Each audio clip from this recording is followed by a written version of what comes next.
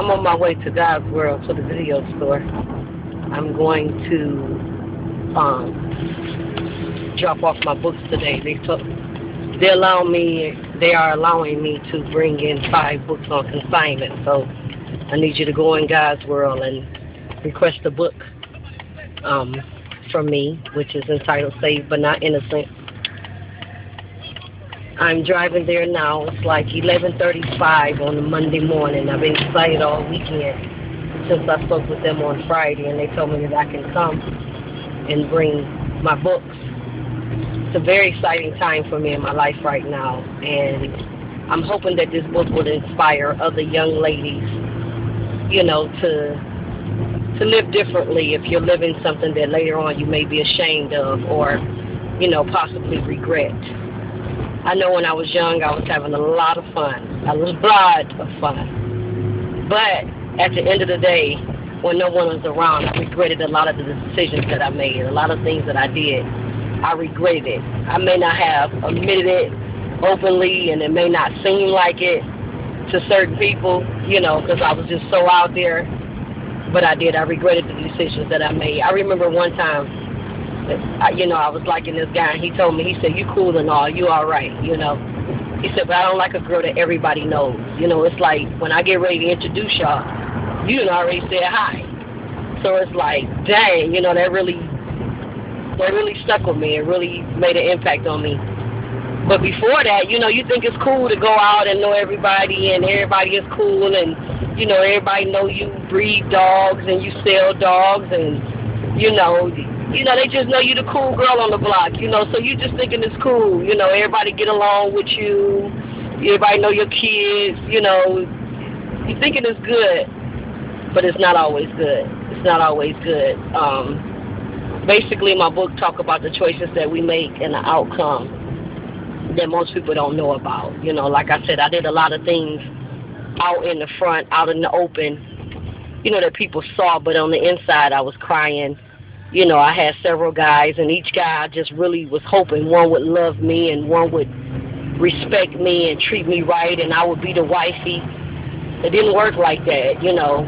Then after a while you gain a reputation, because it's like you can't find one guy that you can keep, you know. So a lot of things we do, you know, in the beginning you don't realize the outcome of it. So, and I was rebellious as a young girl, and, you know, I grew up, you know, after I left home, I was rebellious to the laws of the land. I did everything I wanted to do and break laws. You know, when you out there hustling in the street and doing all this stuff wrong, you're still breaking laws. I mean, you got your own way of justifying your behavior and, you know, why you doing the things you do. I had a million reasons why I was hustling and why I needed that money and why I couldn't just work and, you know, get an average check like everybody else. I had my reasons, but it still wasn't right. It didn't lead to anywhere. All the houses I bought, all the cars I had, you know, friendships, none of that didn't last. None of that didn't last. It was just for that time, just for that season while I was doing that stuff. That's basically a lot of stuff that the book talk about. It's not that I'm necessarily preaching to anyone. It's just I'm letting them know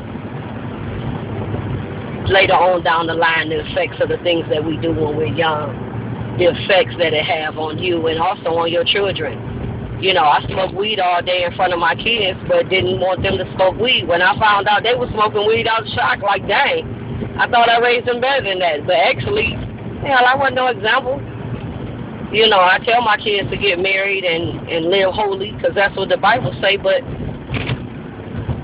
you know, them growing up, hell, I wasn't in church. I did simple things too, you know what I'm saying? So you reap what you sow. If you sow out those seeds in front of your kids, don't think they're going to be no saints.